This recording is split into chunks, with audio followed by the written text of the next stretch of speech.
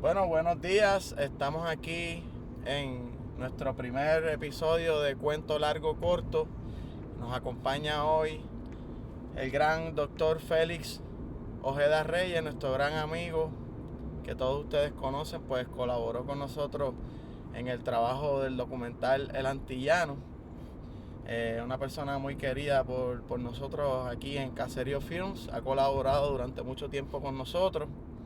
Y bueno, antes de empezar ¿verdad? Este espacio que estamos abriendo para hablar de cosas importantes, yo quiero darle aquí una sorpresita al profe. Profe, vamos a darle aquí oficialmente la gorra antillana. Esto es para usted. Tremendo, gracias. Para cuando vaya a los piquetes, a las marchas, se la ponga. Gracias. Muchas Muchas Como ustedes gracias. saben, la bandera antillana la creamos, fue una creación, ¿verdad? Sí. Inspirada en la idea de Betance de lograr esa confederación De la Confederación Antillana, claro.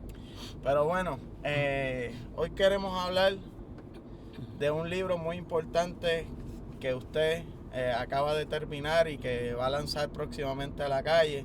Si nos puede mostrar la portada ahí para que vean. 1959 es el título del libro, el libro de los héroes 1959, Boricuas contra Trujillo. Y antes de darle la palabra, quiero hacer un comentario que usted puede también abundar un poco sobre eso. El 1959 es un año muy importante en el Caribe. Solamente sucede el acontecimiento histórico de la Revolución Cubana, el triunfo de la Revolución Cubana el 1 de enero, sino que también en Puerto Rico nace un movimiento, nace el periódico Claridad, que es uno de los periódicos más importantes. Y bueno, en la República Dominicana se da este acontecimiento de la lucha contra la dictadura de Rafael Leonidas Trujillo. Correcto. Que así era como lo conocían. El Caribe hirviendo en el año 1959, y eso se propaga por toda América Latina, ¿verdad? El Caribe siempre latiendo fuerte y provocando movimientos, ¿verdad? de rebelión en el resto de América Latina. Pero háblenos, ¿cómo usted llega a este tema de unos boricuas que decidieron lanzarse a luchar en contra de la dictadura de Trujillo y ser solidarios con nuestros hermanos dominicanos?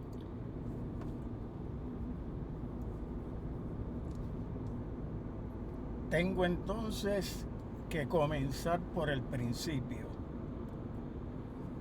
Y el principio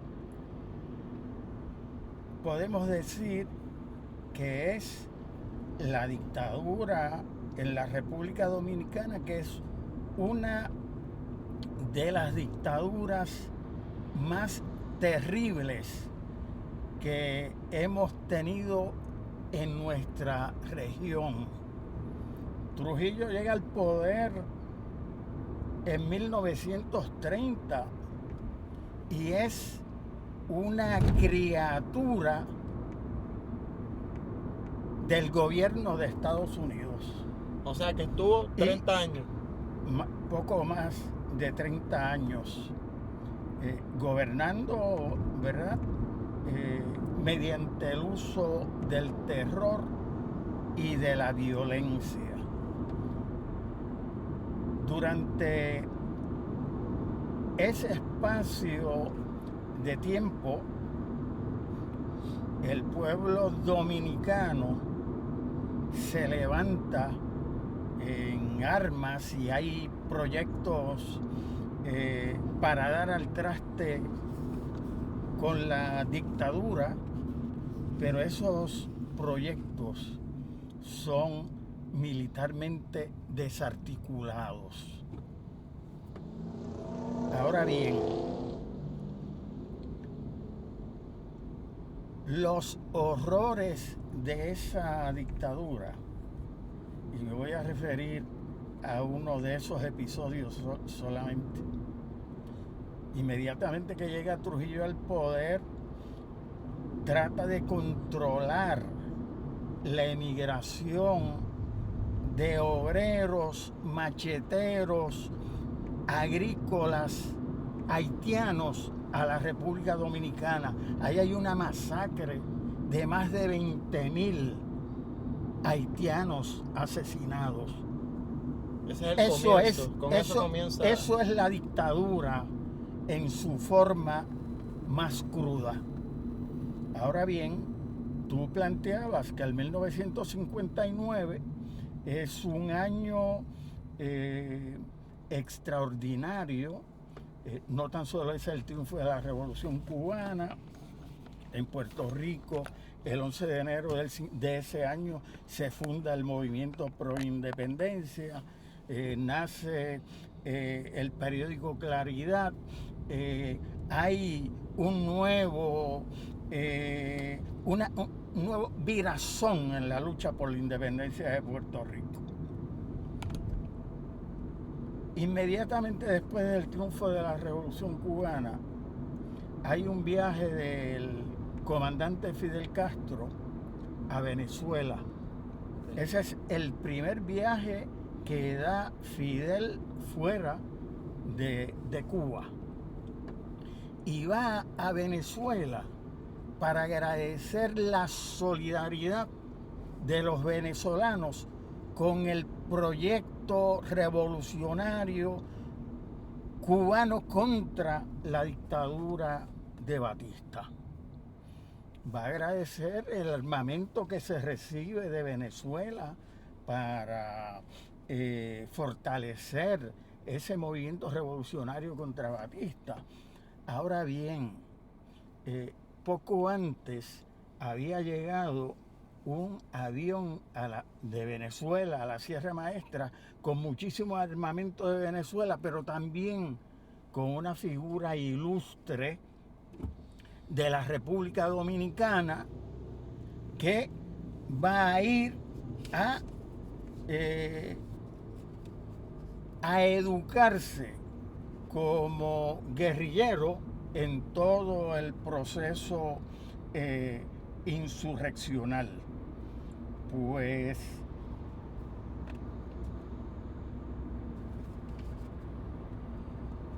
o sea que ya está sirviendo, la Revolución Cubana comienza a servir como plataforma para, ¿verdad?, no solamente desarrollar un proceso dentro de Cuba, sino que ese proceso empiece a impactar el resto de la región. Sí, claro, pero es importante ese viaje de Fidel, porque cuando Fidel llega a Venezuela, más de 100.000 personas lo están recibiendo en el aeropuerto.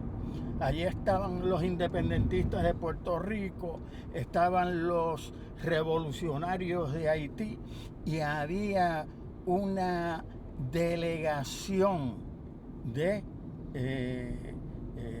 compañeros dominicanos agitando contra la dictadura de Trujillo. Hay una reunión que yo creo que es bien importante entre Fidel y Rómulo Betancourt, que acaba de ser electo presidente de Venezuela. Un profesor cubano que vivía en Venezuela, de apellido Vidal Padrón, narra ese encuentro entre Fidel y Rómulo Betancourt. Rómulo Betancourt es el que plantea el tema de la dictadura de Trujillo y se compromete en aportar $500,000 para una expedición contra la dictadura. Que en esa época decir $500,000 como eso decir era un montón. 2 millones ahora de dólares eso o era más, un montón de 3 millones, dinero. quizás, quién sabe, ¿verdad? Entonces, al regreso de Fidel a La Habana, comisiona al comandante Delio Gómez Ochoa y a Vidal Padrón para que vayan a Venezuela a recoger el dinero ofrecido. Claro está, el dinero no fue tanto como $500,000, pero fue una cantidad sustancial. y de ese dinero se utilizará parte de él para comprar un avión de carga en el sur de los Estados Unidos. Se compra ese avión de carga, se traslada a Cuba y en Cuba... Ya pasamos del Granma a un avión. Ahora hay un avión, pero es un avión contra la dictadura de Trujillo. Entonces... Que me imagino, disculpe que le interrumpa, en algún momento hubo alianzas entre Batista y Trujillo, ¿verdad? ¿Coincidieron en algún momento? Bueno, de eso voy a hablar inmediatamente, porque al triunfo de la Revolución Cubana, Batista sale huyendo, pero ¿dónde se refugia? En la República Dominicana con Trujillo, porque la República Dominicana era el oasis para todos esos dictadores que eran derrocados por los pueblos en lucha. Y eso sucedería con uno de los dictadores venezolanos que Trujillo lo acoge en Santo Domingo. Eso sucede también con Domingo Perón, que es también acogido en la República. Ahora bien, yo estaba hablando de ese avión que se compra en el sur de Estados Unidos, porque ese avión pasa a La Habana y en un aeropuerto militar comienzan a trabajarlo y le preparan unos boquetes, ¿verdad?, en los costados al avión. Esto, yo no me montaría en un avión con un montón de boquetes,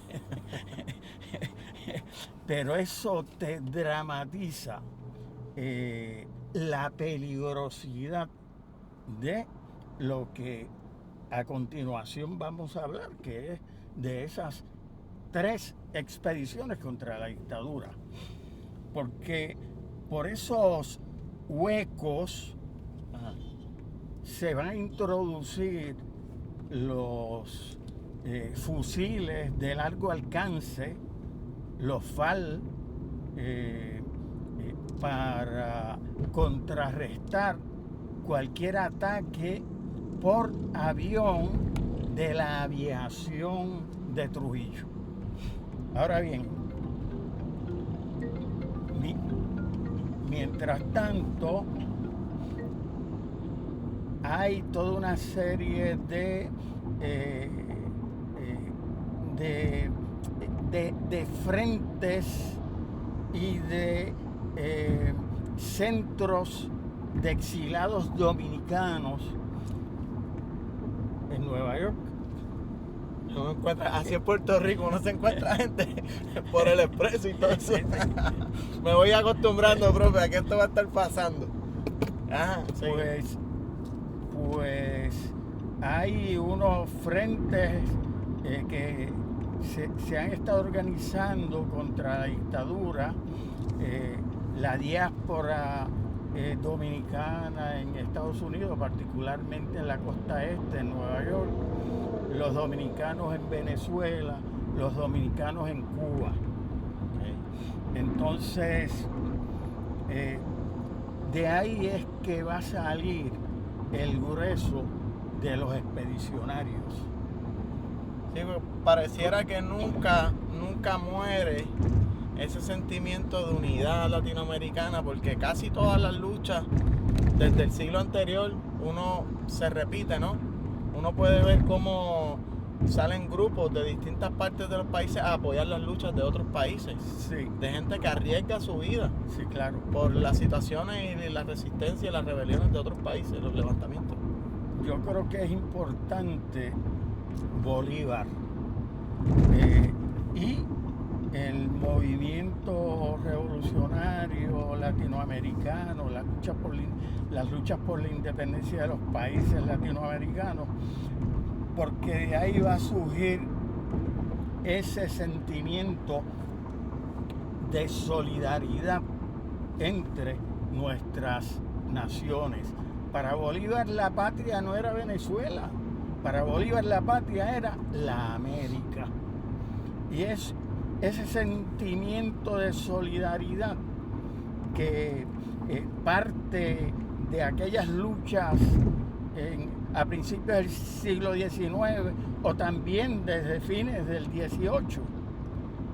Son las mismas ideas que van a impactar a los independentistas cubanos y puertorriqueños de la segunda mitad del siglo XIX. De ahí esas ideas de establecer una confederación antillana y demás. Por eso el ideario bolivariano es bien importante y ese internacionalismo es el que vamos a ver en estas luchas del pueblo dominicano contra la dictadura de Trujillo. En el 1959 empiezan a llegar jóvenes de distintas nacionalidades a La Habana. Y son jóvenes de Venezuela, de Cuba, bueno, los cubanos que estaban allí, son jóvenes de Nicaragua, son jóvenes de Estados Unidos, son jóvenes puertorriqueños. Pero están llegando específicamente para sumarse a las expediciones en contra de Trujillo. Correcto. ¿Y cómo los boricuas llegan ahí? Estos boricuas en particular. Bueno, los boricuas todos son boricuas de la diáspora. ¿Cómo cuántos eran? Originalmente eran unos 12 o 14 que llegan para comenzar a adiestrarse militarmente en Cuba, en una finca que se llama la finca Mil Cumbres, en la provincia de Pinar del Río. Okay. Ahí comienzan todos esos jóvenes a adiestrarse en armas largas, en armas cortas, utilización de ametralladoras, granadas, bregar con radios, con caminatas para fortalecer ese cuerpo necesario para entrenamiento físico en general. Sí. Pero sí. Estos boricuas todos de la diáspora. Todos de la diáspora. Por eso a mí se me hizo tan difícil conseguir a los familiares de esos jóvenes, porque a todos los boricuas los van a asesinar en las expediciones, en la guerra contra Trujillo. A todos los jóvenes venezolanos los van a asesinar también. Entonces, conseguir a esos jóvenes en un territorio tan vasto como el de Estados Unidos me fue extremadamente difícil. De la inmensa mayoría de esos puertorriqueños yo no tengo mucha información. Ahora bien, hay algunos de ellos que yo pude seguirle el rastro desde Puerto Rico. Todos los puertorriqueños en contra de Trujillo, en esa guerrilla, fueron jóvenes destacados. Uno de ellos se llamó Daniel Cherboni y era del poblado El Polvorín, en Hormigueros. Este muchacho llega con su hermano a adiestrarse a La Habana. Es tal vez uno de los guerrilleros más destacados en los combates. Era un fenómeno con una metralleta, y la utilización de las armas las aprende en Cuba, claro está, y aprenden allí también la utilización de explosivos y todo eso. Ahora bien, ese joven puertorriqueño pues entra en un combate donde cae gravemente herido un joven dominicano que era el pana de él. Entonces, cuando ve al joven dominicano herido, que las balas le han alcanzado la columna vertebral y se veía que era inminente la muerte, tratan de revivirlo mediante la utilización de morfina, y el muchacho dominicano lo que hace es saca el puñal ese que utilizaban la infantería estadounidense y se le espeta en el cuello para no ser torturado, porque sabían que había mucha tortura si lo capturaban preso. Sí, pero para no entorpecer el avance de la tropa. Okay. Entonces, el puertorriqueño David Cherboni, cuando ve a su querido amigo ya fallecido, va contra unos dominicanos que habían matado en ese combate. Entonces comienza a acuchillar a uno de los soldados de la dictadura. Y entonces esto pues se extralimitó. Entonces el comandante Delio Gómez Ochoa me decía en Santo Domingo que tuvo que reprenderlo. Okay. Y frente a la tropa le dice, mira, esa no es la actitud de un revolucionario.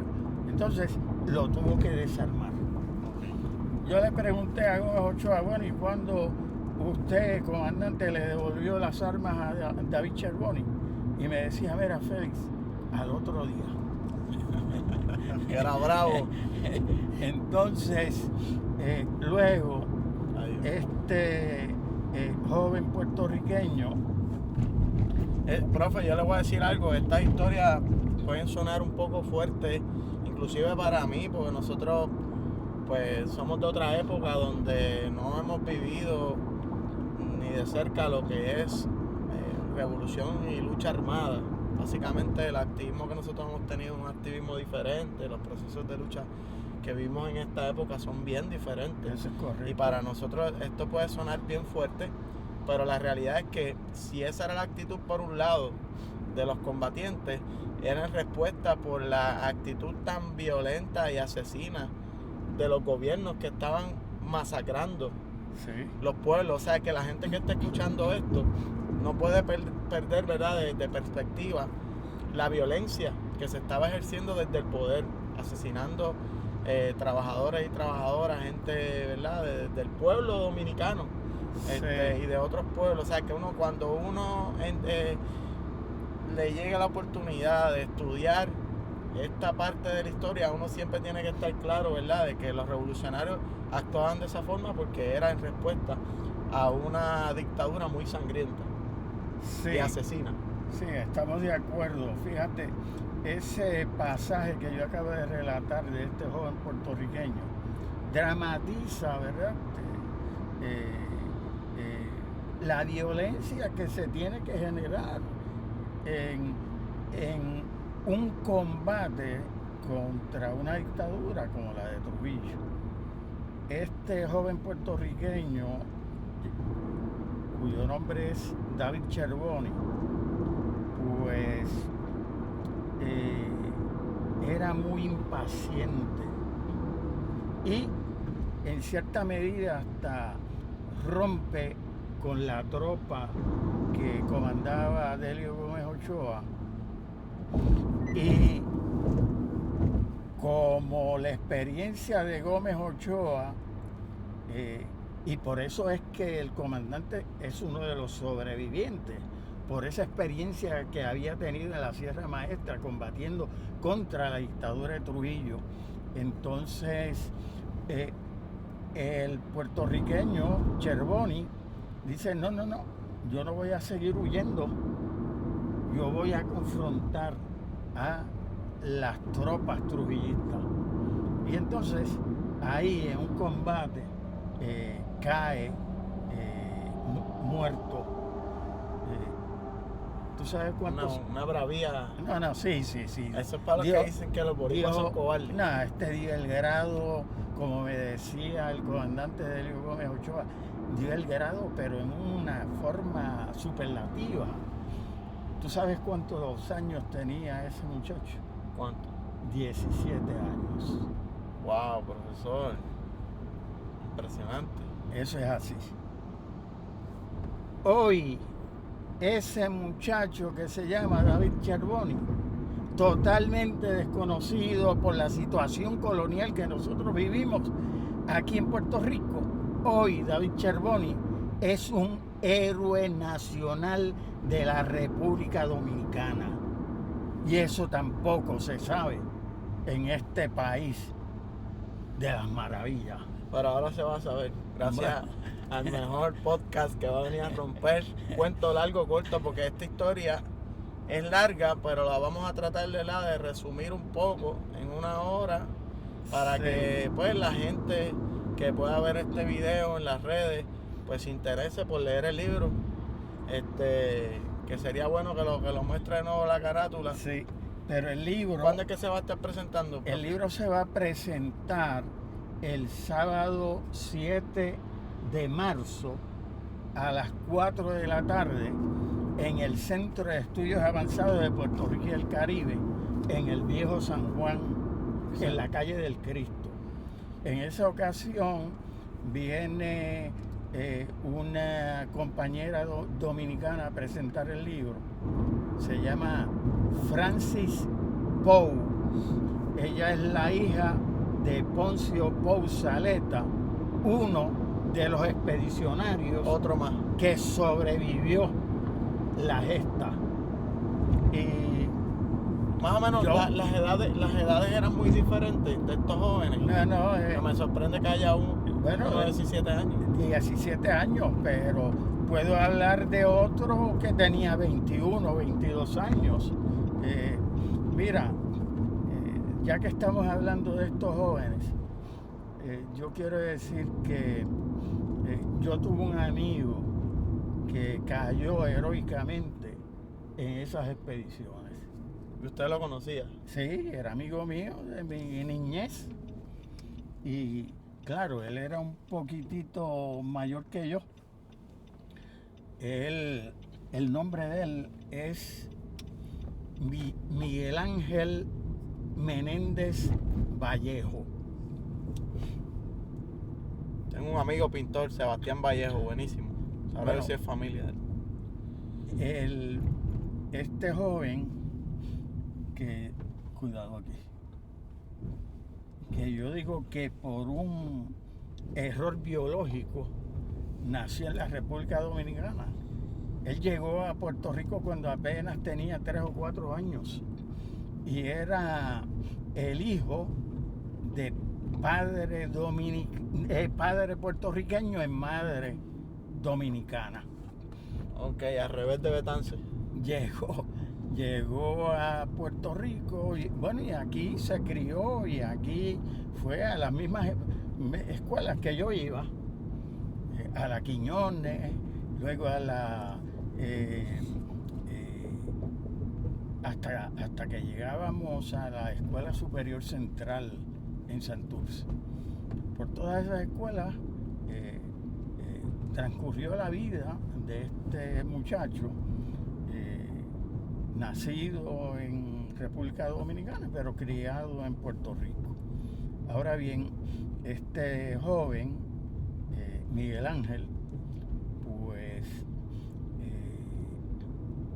fue a vivir a la ciudad de Nueva York con la madre y con toda la familia.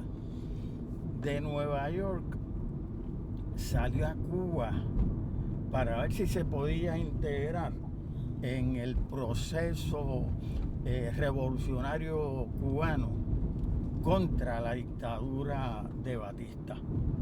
Y luego pues se integra en en el proceso ese de adiestramiento en Cuba al cual nos hemos referido.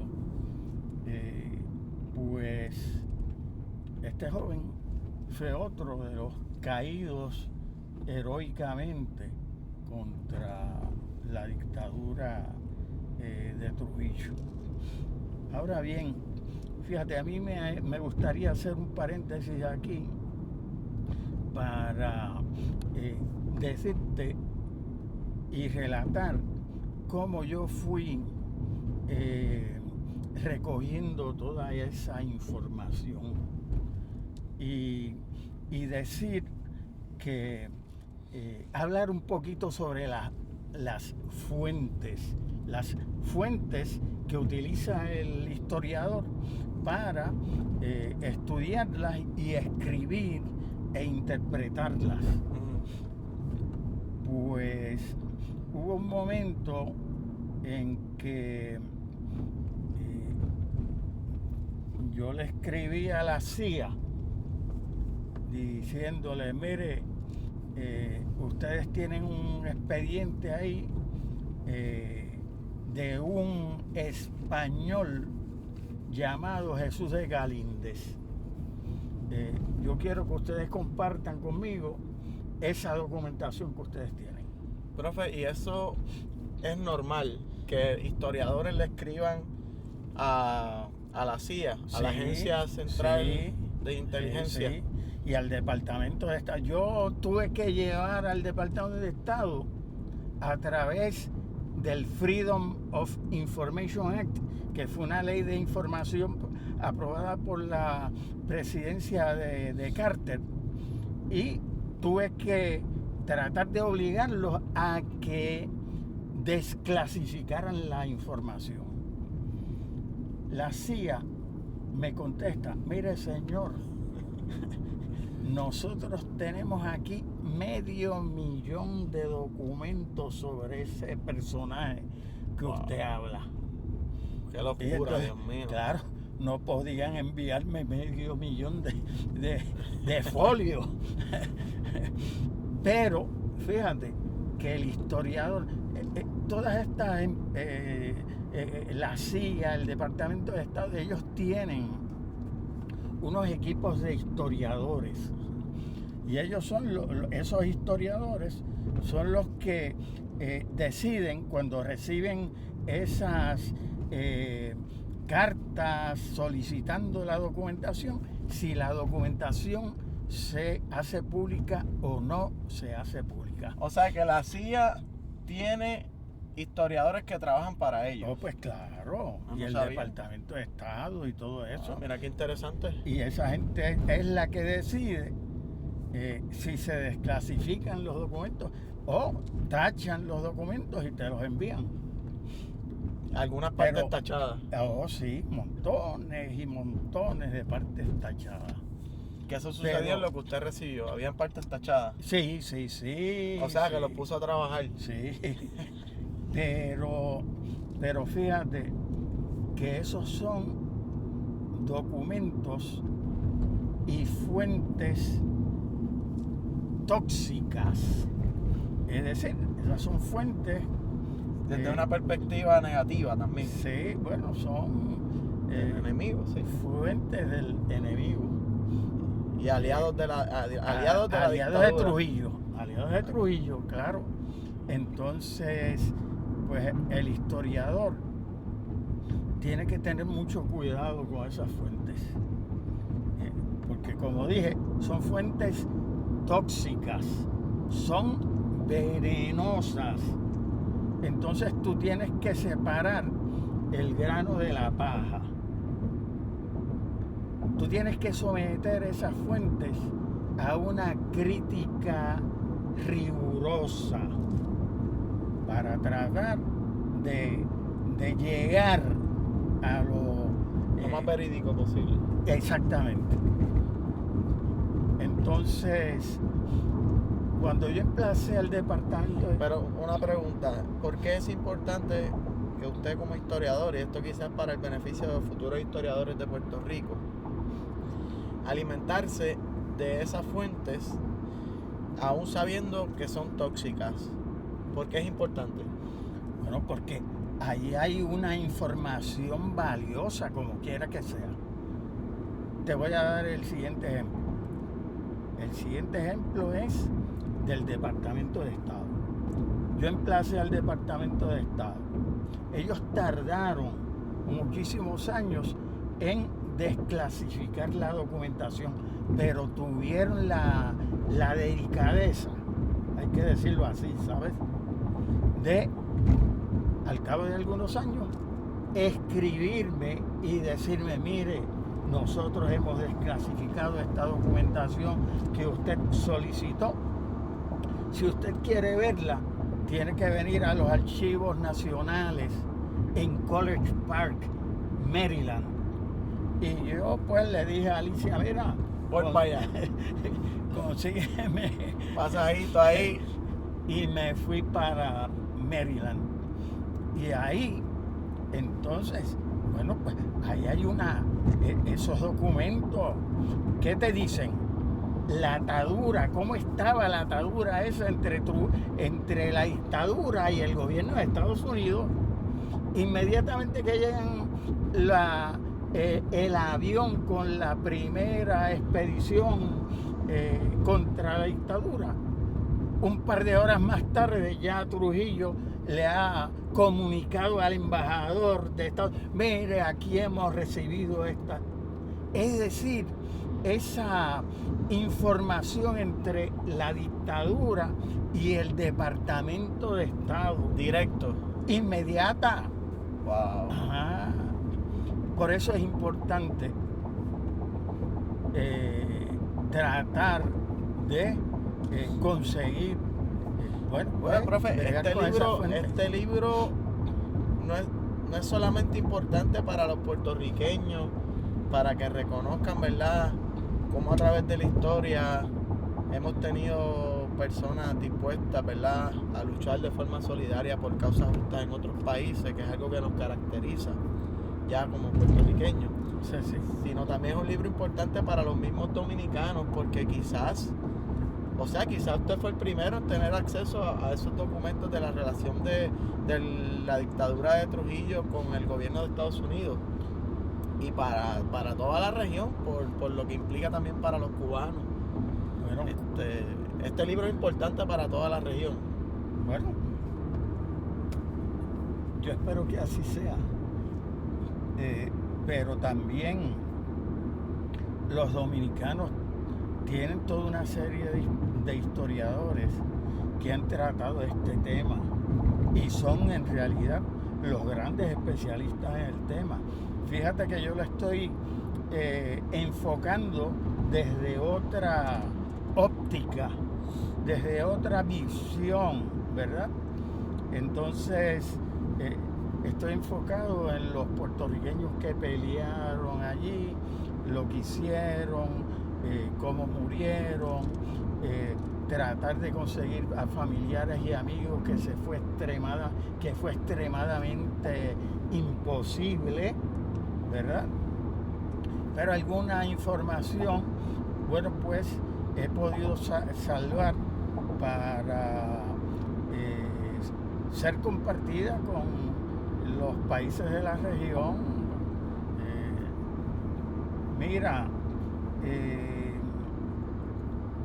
yo estuve en una ocasión en la República Dominicana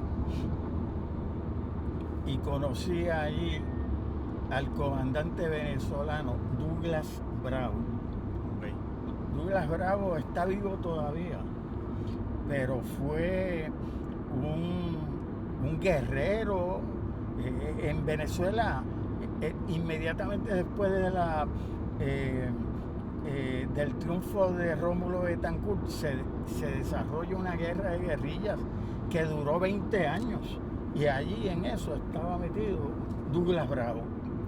Pues Douglas Bravo era el jefe del buró militar del Partido Comunista de Venezuela.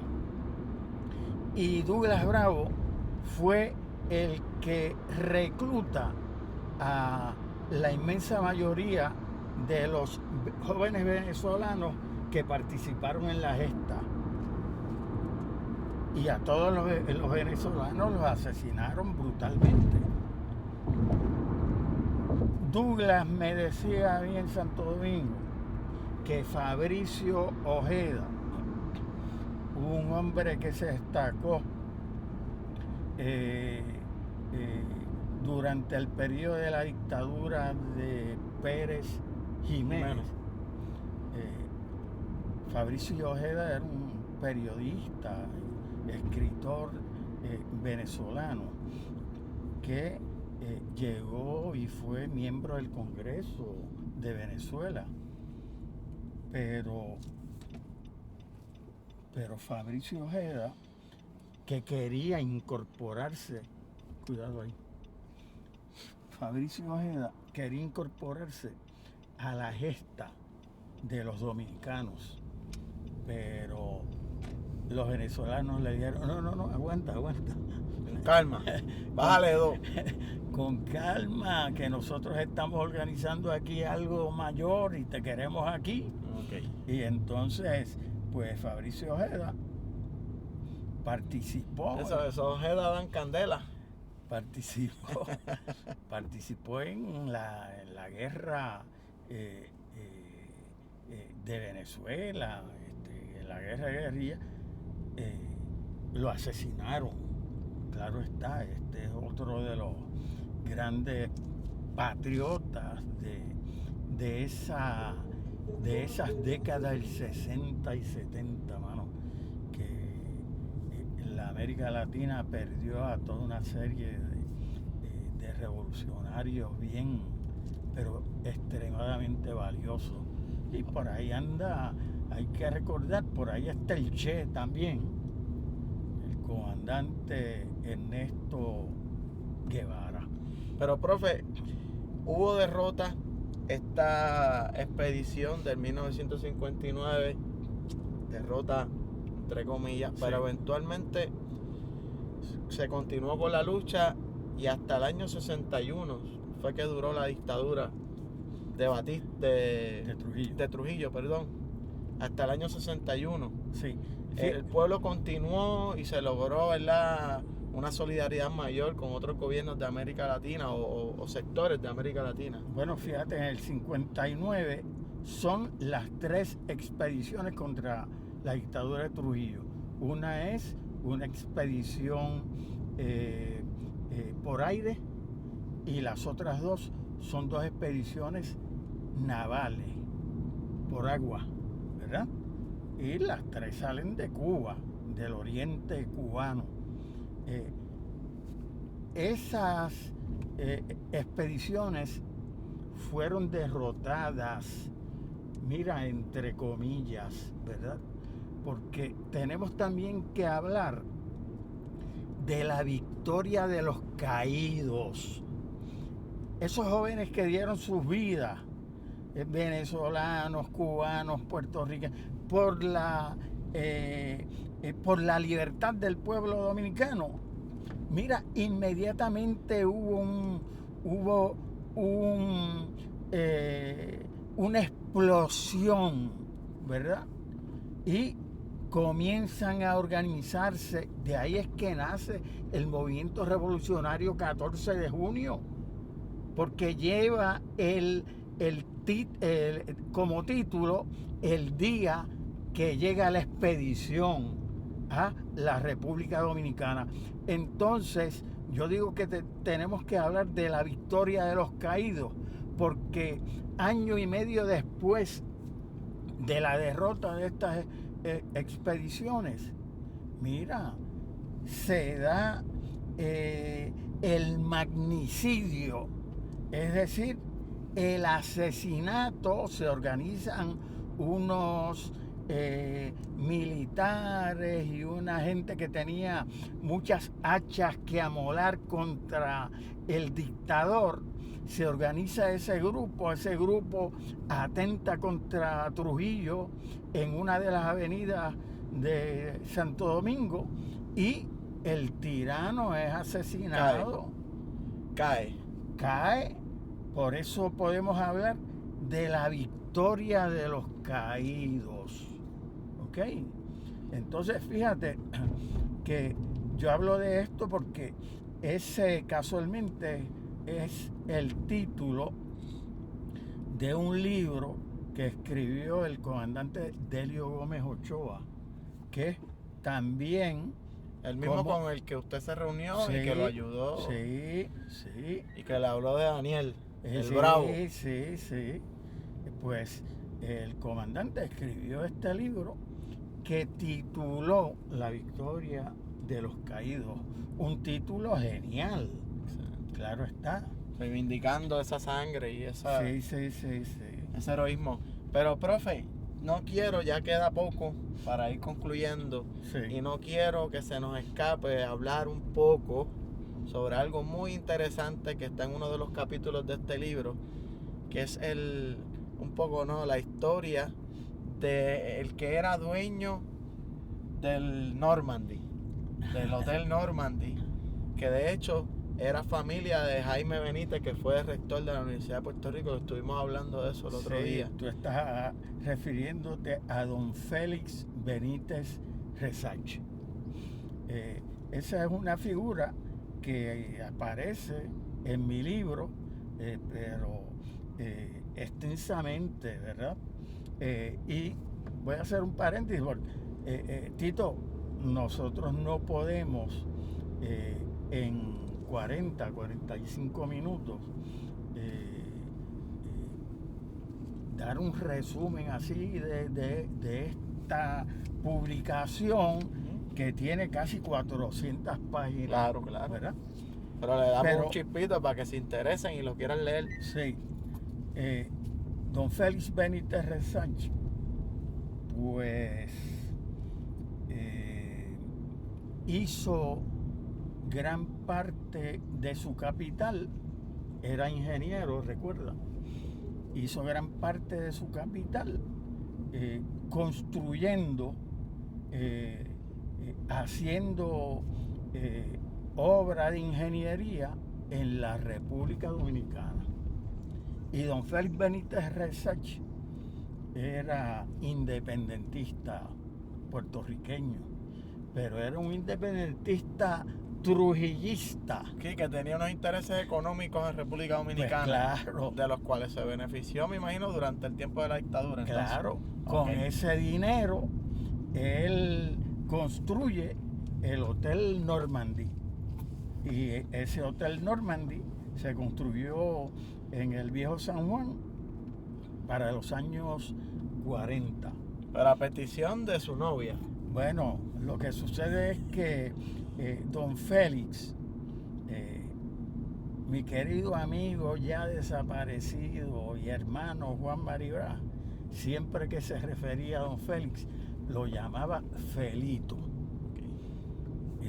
Así me llama. Tocayo. Pero entonces, Felito, que era un hombre de mucha riqueza, da un viaje en el navío más lujoso de aquellos tiempos, que era el transatlántico Normandy. Ese navío Normandy, pues en ese navío conoció a la que sería después su esposa, don Félix Benítez Resach. Una historia de romance a lo Titanic. Sí, su esposa era pues francesa, y en honor a ella el hotel que él construye tiene el diseño así como si fuera un navío. Cuando tú entras hacia el Viejo San Juan, ves ese edificio que está allí, incluso perdiéndose, claro está, que es una reliquia histórica que se debe de rescatar. Pues ese hotel, pues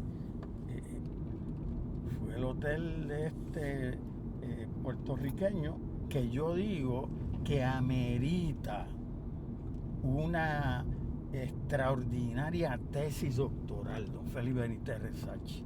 La historia de ese señor y la del hotel también, porque sucedieron cosas muy interesantes también ahí. Bueno, déjame decirte, cuando Albizu Campos sale de prisión a fines de los años 40. Del primer encarcelamiento en Atlanta. Correcto. Y había estado también en Nueva York, en un hospital. Cuando llega Albizu, don Félix, ¿verdad?, le da albergue al maestro del nacionalismo en su hotel, hermano. Pero algún lío se buscó en algún momento, me imagino, con los americanos. Pues montones. O sea, este señor. Montones, porque fíjate que hubo un momento cuando los federales lo llaman a capítulo y le dicen: mire, señor, usted no ha pagado intereses al pueblo de Puerto Rico por toda la cantidad de dinero que se ha embolsicado de todas esas obras que hizo en la República Dominicana. Mira, don Félix y la esposa tenían una cuenta bancaria, creo que era en el estado de Nueva York. Todo ese dinero se lo confiscaron. Wow. Todo. Tarde o temprano algo le iban a hacer. Voy a decir algo más sobre esto. Y es que en el Hotel Normandy, en el 1965, hubo una reunión de la Comisión Política del MPI, que habíamos hablado que se había fundado en 1959. Movimiento Pro Independencia, para los que no saben lo que es MPI o lo que fue MPI. Sí. Y allí, en el Hotel Normandy, en el 1965, se decide fundar y establecer los Comandos Armados de Liberación.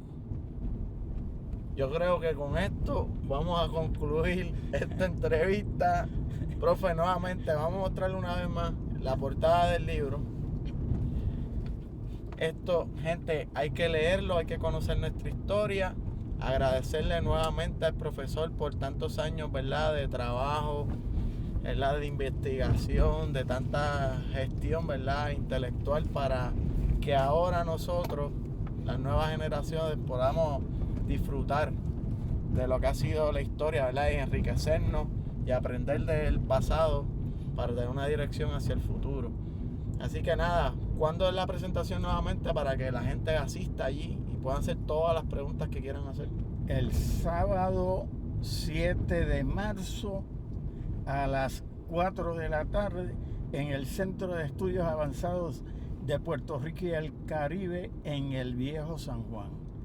Vamos a tener allí una intervención muy importante de Francis Poe. Ella es hija de uno de los expedicionarios. Y allí también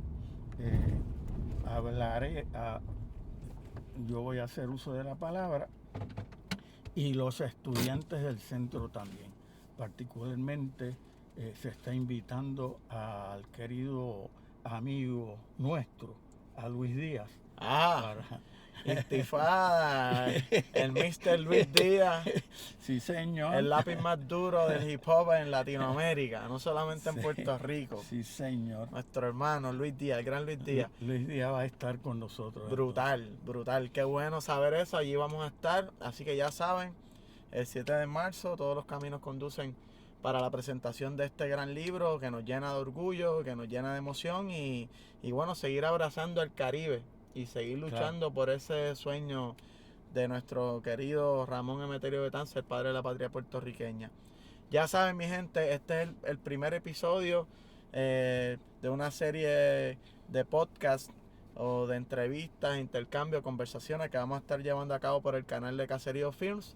Dale like, comenta, haz preguntas, suscríbete, ponle la campanita para que pues te puedas beneficiar de conversaciones como esta donde yo voy a estar aprendiendo un montón y ustedes también. Así que nada, gracias por el apoyo, gracias profesor una vez más. Y como siempre, pues nos consiguen por Instagram Caserío Films, en Facebook Caserío Films y la página nuestra oficial caseriofilms.com. Muchas gracias. Gracias, Tito.